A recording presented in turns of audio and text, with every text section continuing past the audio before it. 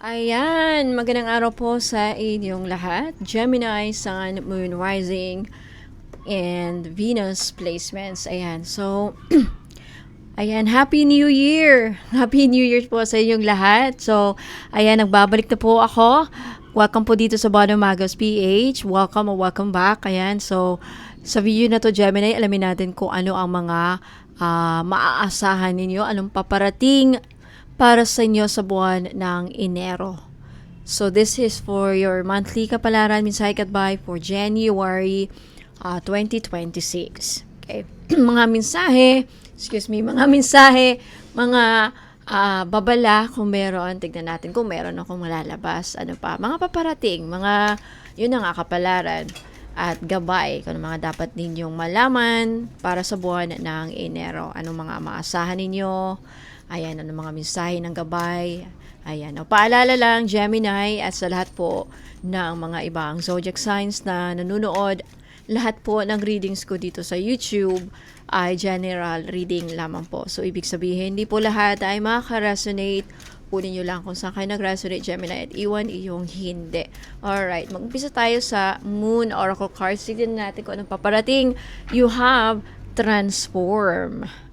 Okay, rebuilding. I feel like yung iba sa inyo may balak na magtayo ulit ng bahay, magpa-renovate ng bahay. But definitely may mga pagbabagong mangyayari sa buhay ninyo. Gemini, may magta-transform. Yeah, mga pagbabagong long-lasting and long-term na pagbabago.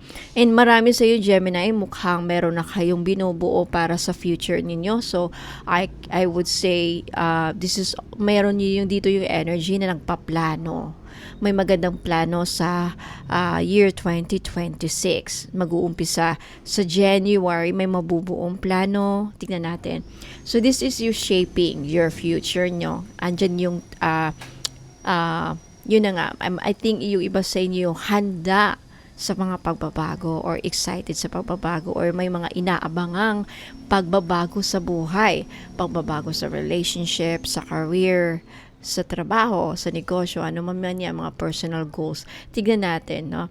But definitely, dahil lumabas itong transform card, ibig sabihin na ginagabayan ka, in alignment ka rin. Ayan. Ascending. Wow, this is really, really nice. A very, very good omen para sa iyo, Gemini. Ibig sabihin, aangat ka. So, may energy dito na sumusuporta sa iyo para maiangat ka, para umangat ka sa buhay. Ayan, no, ascending. Okay, kung titignan mo to, isa-search nito sa Google kung ano talaga ang meaning ng ascending. Ito yung pag-akyat, pagtaas. Next level and reach the pinnacle. So, some of you, Gemini, ay matatamasa yung success talaga. This is the ultimate card for pag-angat. Wow, congratulations. So, pwede nyo tong i-claim sa comment. I claim this ascending energy. Wow, I love it. Pag-angat sa buhay and release. Okay, so, some of you, Gemini, kung hindi nyo na i-release yung mga dapat nyong i-release nung December, or kung ngayon nyo man na ito napanood ngayong December, kailangan nyo nang i-release ito bago magsimula talaga ang year 2026. So, let go of any burdens. Kasi dapat bago mangyari itong rebirth, bago mangyari itong awakening, kailangan nyo munang i-release ang mga dapat ninyong i-release. Kasi yung mga burdens na yan, ano man yan, I don't want to be specific kasi general reading ito. Okay, posibleng mga emotional wounds yan, mga pasakit, mga suffering, mga toxic situations, toxic people, or anything na sa sitwasyon ninyo na hindi na, alam mo sa sarili mo na hindi na nakakatulong sa pag-angat ninyo, right? So, ayan, pasensya na if na-move yung camera kasi yung aso ko. So, anyway, I think dito sa barahang ito, Gemini, inuudyo ka ng spirit guides mo sa ngayon na i-release na mga dapat na i-release para pagpasok mo sa year 2026, lalo na this January, tuloy-tuloy ang pag-angat mo, tuloy-tuloy ang pag-usad mo. Kasi, 'di ba, literal na kung meron kang dala-dalang mabigat, ay mahirapan ka talagang umusad. So, alright, so, dapat i-release 'yan. Okay, next you have restoring. Wow. So, kung ano man dapat or kailangan na ma-restore sa buhay ninyo, I really do feel mangyayari this month, Gemini. May mari-restore sa relationship man yan, sa career man yan, sa business man yan. Siguro yung iba sa inyo nalugi sa business, no? So, may posibilidad na this month mari-restore yan. Okay, I also feel na marami sa inyo, Gemini, may pagkakataon kayong makapag-relax at makapagpahinga ngayong buwan ng January. Lalong-lalo na sa mga Gemini natin na may mga pinagdadaan ng problema nito mga nakarang buwan, lalo na yung mga nagdaang bagyo, no? Mga bagyo, mga lindol, mga baha, right? So I feel like pagkakataon nyo to ngayong buwan ng January, makapag-relax kayo sa mga problema, no, mga nakaka-stress. And may harmony, napakaganda nito kasi, 'di ba, kung may harmony, magiging payapa ang isipan natin at ang puso natin. So, parang may pagkakataon tayong mamuhay na mapayapa ngayong buwan. And reconnect with yourself. Yeah, I also feel na marami sa inyo mabibigyan kayo ng pagkakataon or panahon ngayong buwan ng January na pagtuunan ninyo ang sarili ninyo.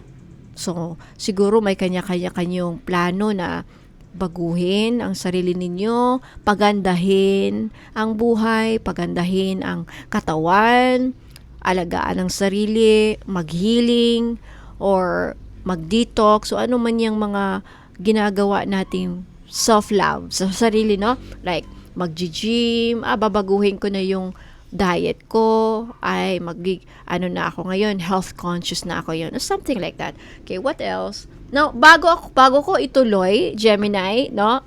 Gemini, Sun, Moon, Rising, and Venus placement at sa mga iba pang zodiac signs na nanonood, panoorin nyo po ito, okay? Kasi meron akong mahalagang announcement at invitation. Ayan. Hello po mga kabonom. Kung pakiramdam mo po ay bigla kang nawala sa alignment, laging may harang, mabigat ang pakiramdam o hindi makausad ang pera, trabaho, negosyo, relasyon o personal sa buhay, posible pong may energetic interference na nangyayari sa iyo. Now, sa January 15 po, 2026, magsasagawa po ako ng back to sender ritual kung saan lahat ng kulam, lahat ng witchcraft, mga black magic, mga bad rituals, psychic interference or psychic attack, mga evil eye, mga inggit, paninira, galit at anumang masamang intensyon na ginawa o ipinadala sa iyo, ibabalik ko sa pinanggagalingan nito. Okay, so pamamagitan ng back to sender ritual. Walang dagdag, walang bawas. Ayan, at dahil sa ilalim ng divine justice at protection, ibig sabihin rito, hindi ka madadapuan ng karma. Kasi ibinabalik lang naman natin kung ano yung mga ginawa, right, sa atin or sa inyo. Ayan, so para saan ang ritual na ito? Para sa mga may kinulam or mga kung pinaghihinalaan mo na may gumagawa sa iyo ng masamang ritual, feeling mo na ginagawang ka ng kulam, ayan. Para din sa mga may psychic interference, like mga energy drain, right? Naramdam mo na para kang hindi mo maintindihan kung bakit pagod na pagod ka, yung anxiety mo, hindi mo maintindihan saan nanggagaling o anong root cause ng anxiety, bigla ka lang ng anxiety na walang kadahilanan o mas lalo na kung walang medical explanation, right? or may bigat na pakiramdam, ayan, or kakaibang panaginip. Isa rin po 'yan sa mga signs na minsan sa panaginip din sa panaginip din nila pinapatay yung tao. Sa sobrang bangungot, lakas ng bangungot, hindi na makabangon. Merong mga gayang gumagawa ng ganyan. Para din po sa mga blockages sa pera, kung feeling mo may humaharang sa daloy ng pera mo, ayan, sa negosyo din, feeling mo may karibal ka, may competition ka sa negosyo, hindi mo alam, baka ginawang ka ng masamang ritual na walang lalapit sa iyo na clients or masasarhan ka ng swerte or anything na mababagsak ang negosyo mo, ganyan. And kahit sa career, may katrabaho ka na may galit sa iyo, mainggit sa iyo. Baka ginawang ka na masamang ritual na hindi ka ma-promote, matatanggal ka sa trabaho, magkakaproblema ka sa trabaho or anything, kahit anong gawin mo, hindi ka makahanap ng magandang trabaho, hindi ka makapunta ng ibang bansa. At opportunities, mahihaharang sa iyo or hindi ka makahanap ng opportunities. Meron ding gumagawa ng ganyang ritual. And then, para sa mga paulit-ulit na delay, isa rin po yung sign. Delay, malas, at hindi maipaliwanag na problema.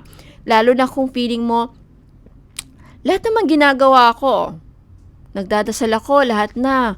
Talagang lalo na kung malakas ang pakiramdam mo na may gumagawa. Kasi hindi mo maintindihan bakit lagi ka na lang nagkakaproblema, right? Ayan. And then para sa gustong linisin ang aura at mga chakras at palakasin ang spiritual protection, pwede din. Now, anong kasama sa Back to Sender ritual?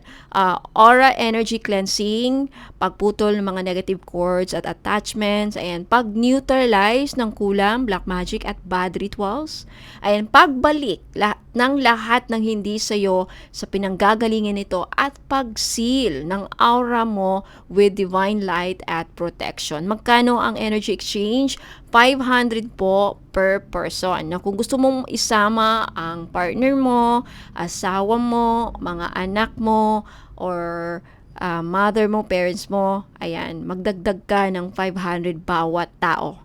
Right? Ayan. So, sad to say, I have limited slots lang po. Okay? So, ang kaya ko lang maisama dito up to 40 to 45 maximum people. So, kung ayaw mong maunahan ng slot o gusto mong no reservation po dito, kung gusto nyo magpa-reserve ng slot, kailangan yung magbayad. Okay? Ayan. So, ayan. Now, lahat ng confirmed payments, okay, ayan, maisasama sa ritual. So, ako po magsasaga ng ritual, okay? For more information, kung gusto nyong maisama, paano ang mode of payment, 3 lang, GCash, Maya, and CIMB Bank. Ako lang po ang papadalan nyo ng pera. Walang iba. Angel Francia Feliciano. Yan po ang pangalan. Pag may ibang pangalan, ang magre-receive ng iyong payment, scammer po yan ha. Automatic scammer po yan. Ako lang po. Pangalan ko sa GCash, Maya, at CIMB Bank, Angel Francia Feliciano po. So, para iwas scam, okay? So, paki-message na lang po ako hanapin nyo po ang Facebook page ko, Bonum Magos PH, yung may blue check. Verified po yun ni Meta. Okay, ayan. So, tandaan, alam nyo, mga madam at sir, hindi lahat ng laban ay nakikita natin. Alright? May mga gumagawa talaga ng mga bad rituals. Kaya man nating tanggapin o hindi, paniwalaan man natin, wala. Hindi kasi yan nakikita ng normal na mata eh. Ayan, energy yan na ginagawa. So, ayan, yung tinatawag na energetic at spiritual warfare. Ayan, so again, maraming salamat sa pakikinig. Alright, Gemini. So, again, sa gustong magpasama, again, limited slots lang po ang Back to Sender ritual, no? So, siguro makakabuti kung ngayon pa lang, kung may pambayad na kayo, ayan, magbayad na kayo para hindi kayo maabutan sa hindi kayo, para maisama kayo. Kasi limited slots lang ang pwede kong maisama. Sa 35 to 40, I think. Yeah, 35 to 40 siguro. Okay, so again, sa gustong magpasama, punta lang kayo sa Facebook page ko. Okay? Mag-comment kayo sa baba para mabigyan. Or, pakibasa sa comment. Okay, yung may comment dito sa baba, sa comment section ko ilalagay yung link. So, pakihanap na lang dun sa comment section. Pinakauna yun eh. Alright, so i-click nyo lang yun. Pasensya na sa ingay, mga madam at sir, yung aso ko. Gemini, Sun, Moon, Rising, and Venus placement. Ano pang mensahe sa iyo ng mga spirit guides mo para sa buwan ng January? Tignan natin. Gemini, Sun, Moon, Rising, and Venus placements.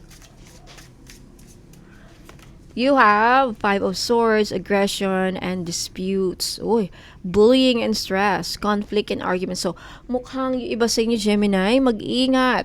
Okay? Kasi mukhang yung iba sa inyo mapapaaway. Okay? Ayan, magkakaroon ng mga disputes, pagkaguluhan, away, mukhang masasama sa gulo. So, iwasan ng gulo sa buwan ng January. Now, speaking of aggression, disputes, bullying, and stress, at conflicts and arguments, mga misunderstandings, pag-aaway, meron akong white jade bracelet. White jade is the stone, is the year 2026 stone of the year, of stone for the fire horse energy. Kasi ang fire horse energy, very aggressive. Casper! Very aggressive. Wait lang mga madam. So, ayan. Meron akong crystal bracelets, pambabae, white jade. Now, kung lalaki ka at gusto mo ng white jade, need natin i-pair ng lava stone. Elastic yon. Pero mga babae, may ubus na ang gold ko ata. So, rhodium na lang. If you want, may kasamang libreng ritual at intention. Okay, so, ayan. So, Five of Swords. Tignan natin, okay, what else? Tignan natin kung ano pang lalabas. You have the Hermit. So, yung iba sa inyo, makakaranas ng self-reflection, introspection, solitude. I feel like yung iba sa inyo, iiwas sa gulo. Tignan natin kung ano pang lalabas. Okay, layout muna natin yung cards. You have Page of Wands, Six of Swords, Seven of Cups, Ten of Wands, Queen of Cups, and Queen of Pentacles. Wow! Okay, eto Gemini.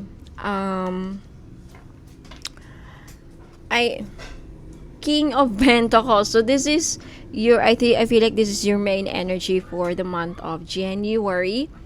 Okay.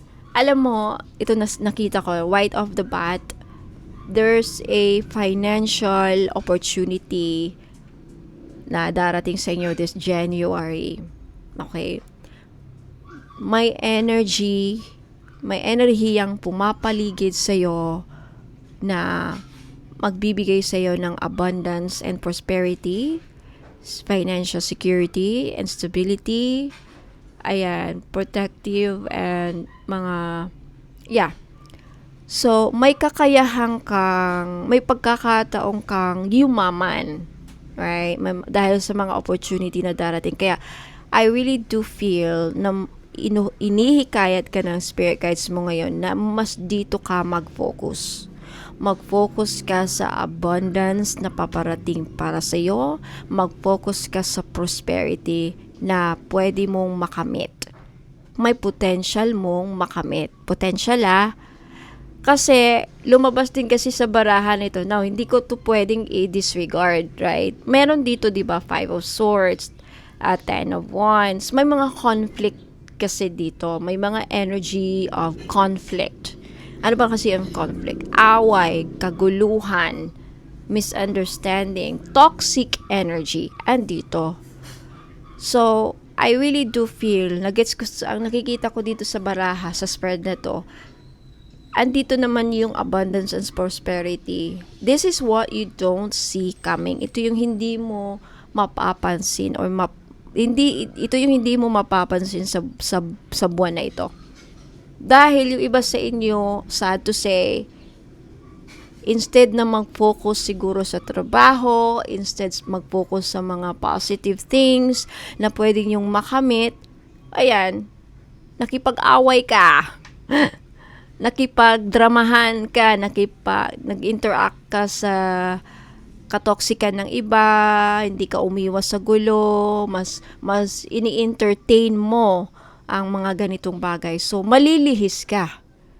Okay, kasi I really do feel ginagabayan ka dito ngayon through me, through sa reading na ito, na wag kang ma-distract, kumbaga. Wag kang ma-distract sa trabaho mo, wag kang ma-distract sa mga goals mo ngayong January. Mag-focus ka sa kung anong nakalaan. May nakalaan na abundance and prosperity. The fact na lumabas ang King and Queen of Pentacles, this is an assurance na may pumapaligid sa iyo na abundant energy. May potential kang magkapera. May potential kang, may possibility na makahanap ka ng magandang trabaho, maka-jackpot ka, manalo ka ng loto, magkaroon ng milagro, mabayaran ka ng utang, may swerting paparating.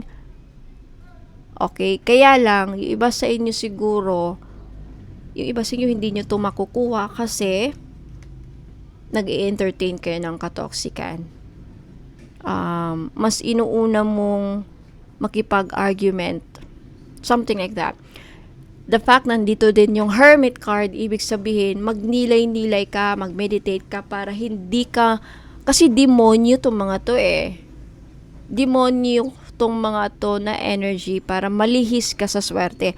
The Hermit here is, I feel like this is an advice na para makaiwas ka sa kamalasan, katoksikan, sa kaguluhan, magnilay-nilay ka. Mag-meditate ka, mag-breathe in, breathe out ka para ma-relax yung utak mo, makapag-relax ka, makapag-isip ka ng magandang desisyon. Ay, hindi ko napapatulan yan.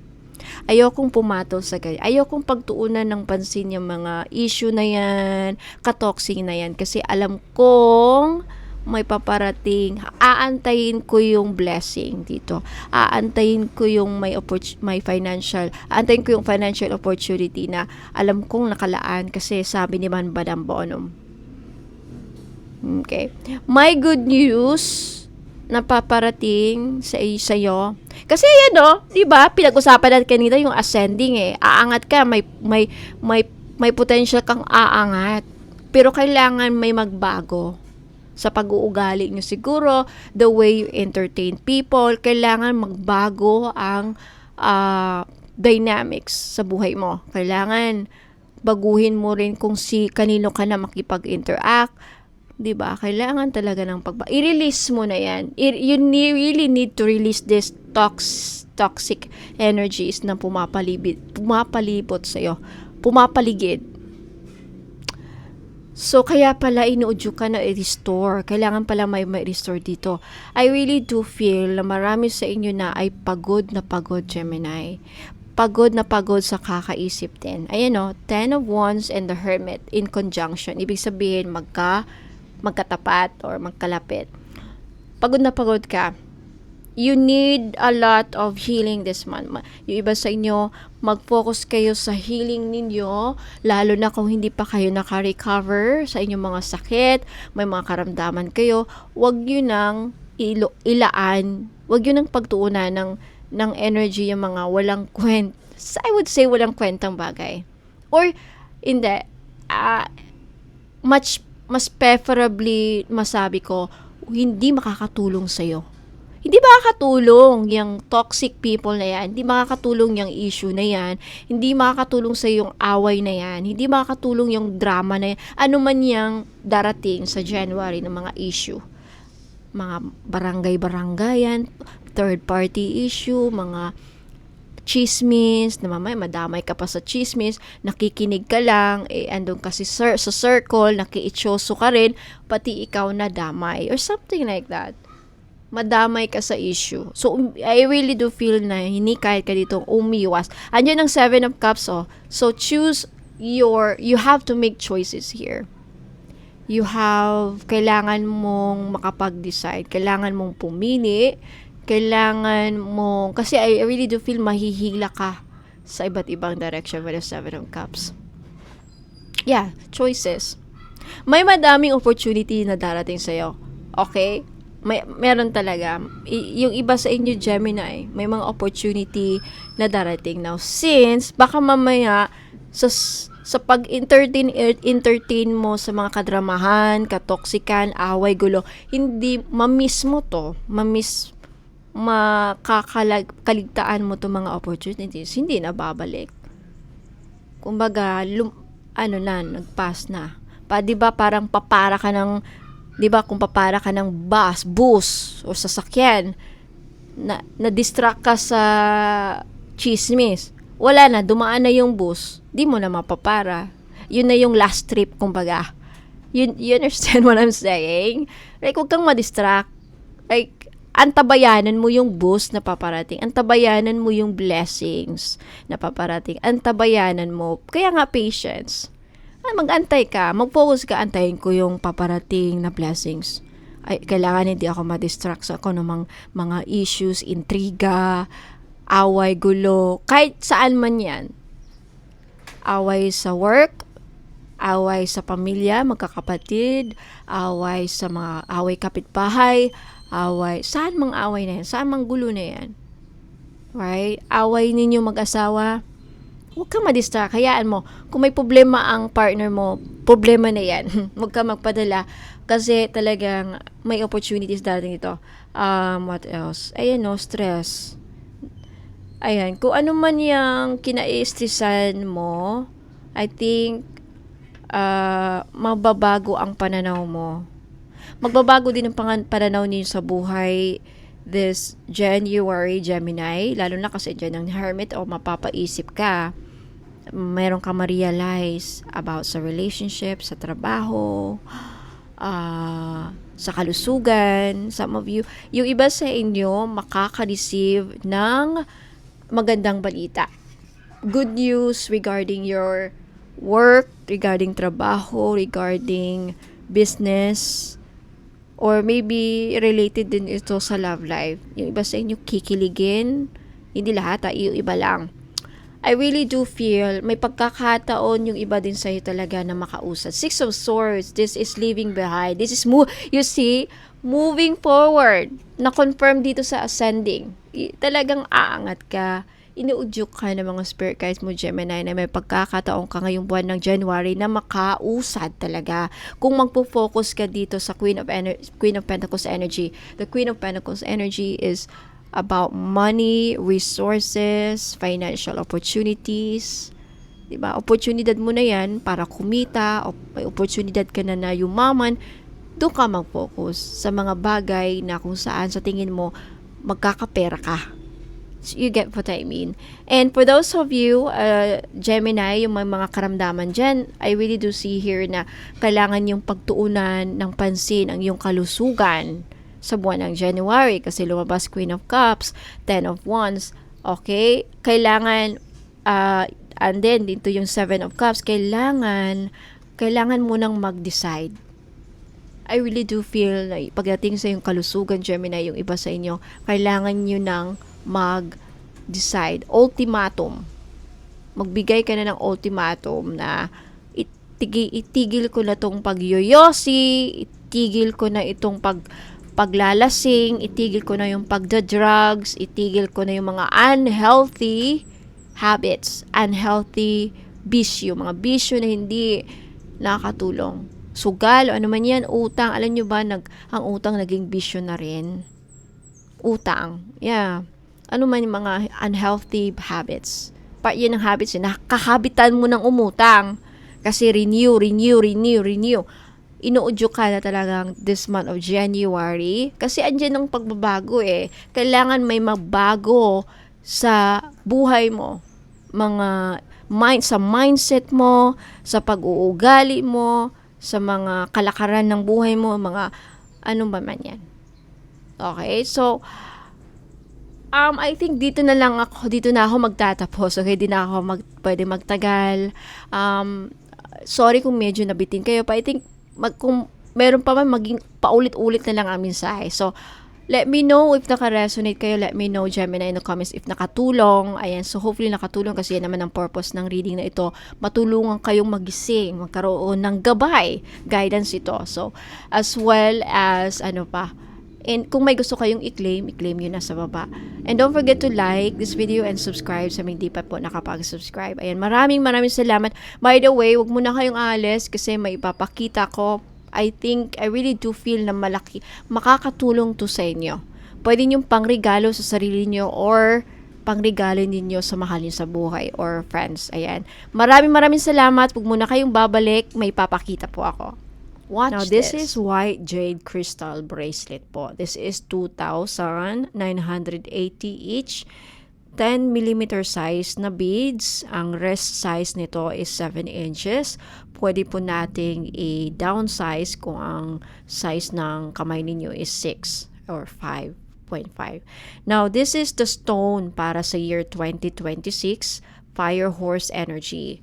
Ang year 2026, Fire Horse ay isang taon ng sobrang bilis, init ng ulo, ayan, impulsive decisions, at mga biglaang pagbabago at emotional swings or mood swings na tinatawag. So dahil dito, itong white jade ang pinaka-recommended na stone dahil ito ang magbabalanse, magpo-protect at mag-stabilize ng Fire Horse energy. So, ano mga benefits ng white jade?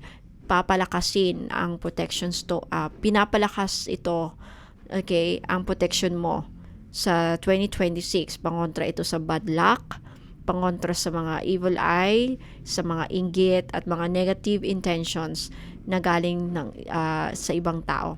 And pinipigilan ng energy drain nito lalo na sa mga taong maraming kausap, ka-work mo, kaharap na nakaka-stress, ayan. And may protection ito laban sa mga wrong decisions na dulot ng impulsive Fire Horse energy.